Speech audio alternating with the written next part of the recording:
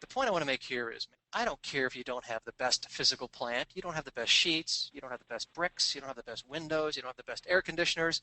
You're not the best physical plant on the block.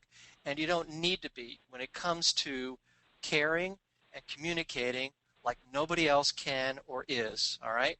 That's where you can never take a back seat. Your caring and your communication. Let's go back to the caring part.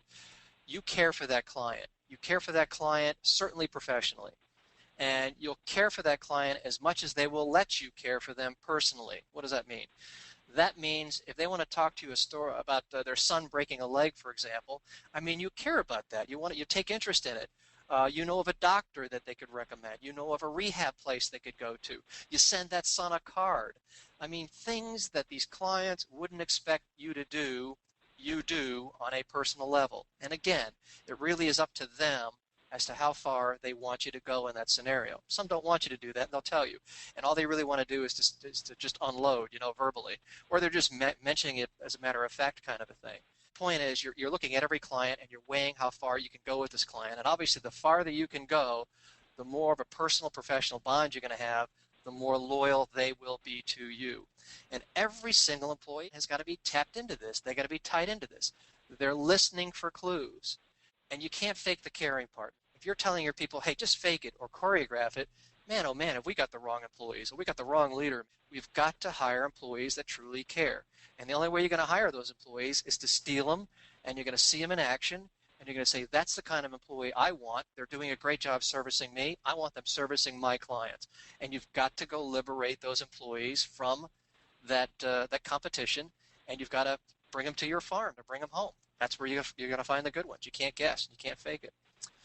And I keep bringing up this personality partner on every single webinar that I've done so far, and it's critical. It's how do you say the right things the right way? It's not so much the words, and I'm not saying words aren't important. They are. But it's the delivery. It's the tone. It's the body language. And that's the kind of tactical stuff you can teach your employees. How do you adjust your tone to the client? It's the platinum rule. There are golden rules that say, hey, treat others the way you like to be treated. That's wrong. Treat others the way they like to be treated. That's better. So if they're upbeat and positive, you're upbeat and positive. If they're fairly monotone and very stable analytic, and they're resistant to change, and they're very calculating individuals. They like floppy disks. They like spreadsheets. I'm dating myself, aren't I, with floppy disks? Computer printouts, stuff like that. Then that's who you are. You're a bit more monotone, and you tone it down some. So you're adjusting your personality to make them feel comfortable. We all think we're geniuses. We all think that the best people out there are people who are just like us. So that's what you're doing, man. You're mirroring their personality. You're partnering with their personality. So you need to know more about that. But more importantly than you, your employees do. All right. I've already mentioned this. It's the little differences, man. It's the little things that we see. They clip out an article and they say, hey, listen, I think I overheard this guy and he's concerned about this, that, and the other thing, and I don't want him thinking I was spying on his conversations, but maybe you have a relationship with him. You can bring up the topic, and here's an article on it. Here's a book on it. So daily, we have what's called RevMax meetings in the hotels. We're talking about revenues, what's coming in today, who's arriving, what does the rest of the week look like. And hotels that do it right, in my opinion, this is a 15-minute meeting in the morning, and they're all standing up, so nobody gets comfortable here. We're all standing up meeting. We're talking about the day's activities, numbers, payroll, staffing, and everything else. But now you need to turn this into a client max meeting. And you're saying, what are the little things we can do for Joe Smith? What are the little things we can do for so-and-so meeting? What are the little things we can do for all of our clients on a personal/professional basis? All right? So let's focus on the clients, not just our financials, in those meetings every single day. The client, the guest is still in our house, still in our hotel, so why not take care of them here? All right, I mentioned this last week, and I got about 7 or 8 emails asking for more details. I figured I'd expand on it because it fits into what I'm talking about here. So I brought this up last week. It's called Salute to Industry, and it's one of the 50 stories that are in my book I wrote, Ethical Theft. And in those 50 stories, I share with you all the tactical stuff I would ever do to steal business from the competition. And one of the things I would do is I would sit with my sales office, and I would say, okay, who are our top 6 clients? And okay, these are our top 6. Man, we've been over at their house for barbecue. We've thanked them how many times. They get birthday cards from us. I sent the so-and-so a book. I mean, I don't know how much more to do for these top clients, right? So we came up with Salute to Industry and we said, let's do this.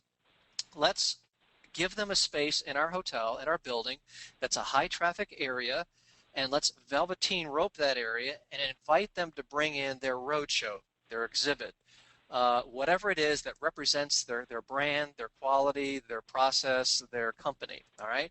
And let's put a stanchion up there, an easel up there, and let's have a nice poster done with some handouts highlighting our salute to industry, our company of the month, and put it in an area of the hotel where a lot of our normal quote unquote guests could see it. It was amazing how many times a guest would go by that area and stop and pay attention and pick up the brochure and want to know more about what this company was all about. I mean, it's just an interesting thing to see. You know, who isn't interested?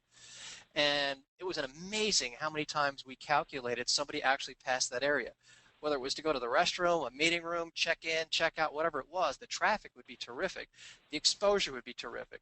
And theoretically, what we're trying to do here, of course, is to thank our top clientele for giving us business by providing them an opportunity to also get business from people staying in our hotel. Who knows? Maybe you can get some business out of it.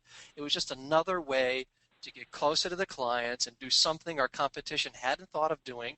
And oh, by the way, yes, they have better bricks, better windows, better curtains. We had the better attitude, the better focus, the better intent to drive loyalty, okay? And this is how we did it with our top six. With our top six potential accounts, we demonstrated to them they could take advantage of this salute industry as well. We would make the sales call and say, listen, we know you're currently using XYZ provider, and that they're great competitors of ours. We'd love to have you at our hotel. However, you have not made that final decision, but what we'd like to do is to show you some of the things we would like to do with you and give you a taste of who we are and our culture. Could we dedicate this space to you over the course of 30 days? And what we would do with our existing clients and our potential clients is at the end of that 30-day period, we would actually have a cocktail party, a reception around their display. Their head honchos would come, our executive team would meet, line staff employees, personable individuals, people they could relate to all the time, and people that check them in, check them out, serve them coffee, whatever. Just mingle with our people and see how cool we are. We would take an 8x10 glossy, we would frame it, and have it mounted close to that area of all the previous Salute Industries. And once in a while, we would change the name to Salute to Education. If a client of ours was a university, for example, Salute to Sports, Salute to Athletics, whatever it is, we could salute everything. Industry seemed to capsulize a lot of our clients, so we used industry more than any. But I mean, it was clients like Anheuser-Busch. You should have seen the team of individuals that came in for Anheuser-Busch. They had engineers. I think they brought in architects. They brought in graphic artists. They brought in their marketing people. I mean, they measured every stick of this place, and they came up with a roadshow that was just to beat all, okay?